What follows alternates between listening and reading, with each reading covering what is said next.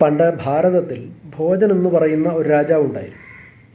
ചെറുപ്പത്തിൽ അദ്ദേഹത്തിൻ്റെ അച്ഛൻ മരണപ്പെട്ട സമയം അദ്ദേഹത്തിൻ്റെ ബന്ധുവായ മുഞ്ചൻ എന്ന് പറയുന്ന ആൾ അധികാരം പിടിച്ചെടുക്കുന്നതിന് വേണ്ടിയിട്ട് ഭോജനെ കൊന്നുകളയാൻ വേണ്ടി മന്ത്രിയെ ഏൽപ്പിച്ച് കാട്ടിലേക്ക് അയക്കും. തന്നെ വധിക്കാനാണ് കൊണ്ടുപോകുന്നത് എന്ന് മനസ്സിലാക്കിയ ബാലൻ ഒരു കത്തെഴുതി മന്ത്രിയെ ഏൽപ്പിക്കും.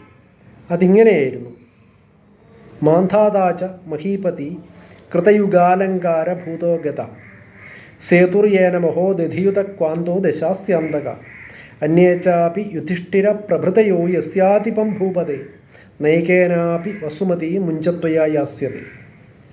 അല്ലയോ മുഞ്ച, കൃതയുഗത്തിൽ മാന്ധാതാവ് എന്ന് പറയുന്ന പ്രശസ്തനായ രാജാവുണ്ടായിരുന്നു. പക്ഷെ അദ്ദേഹം കാലത്തിൻ്റെ യവനികയ്ക്കുള്ളിൽ മറഞ്ഞുപോയി.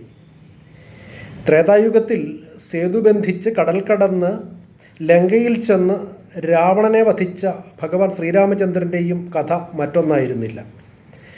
ലോകത്തിൽ ധർമ്മത്തിന് പേരുകേട്ട യുധിഷ്ഠിരൻ എന്ന മഹാരാജാവിൻ്റെ ചരിത്രവും അങ്ങനെ തന്നെയായിരുന്നു. പിന്നെയാണോ മുഞ്ചൻ്റെ കാര്യം?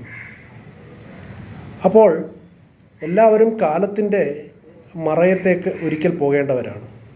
അതുകൊണ്ട് തന്നെ തൻ്റെ അധികാരവും പണവും സുഖവും നിലനിർത്താൻ വേണ്ടിയിട്ട് ചതിയും വഞ്ചനയും കാണിച്ചാൽ അത് ഒരിക്കലും നിലനിൽക്കില്ല എന്ന് മുഞ്ചനെ ബോധ്യപ്പെടുത്തുകയാണ് ഭോജൻ ചെയ്തത്. പിന്നീട് ഭോജൻ ഭാരതത്തിൻ്റെ ചക്രവർത്തിയായി. ആ കുട്ടി വധിക്കപ്പെട്ടില്ല. അദ്ദേഹം പ്രശസ്ത പണ്ഡിതനും കവിയുമായി മാറുകയും ചെയ്തു.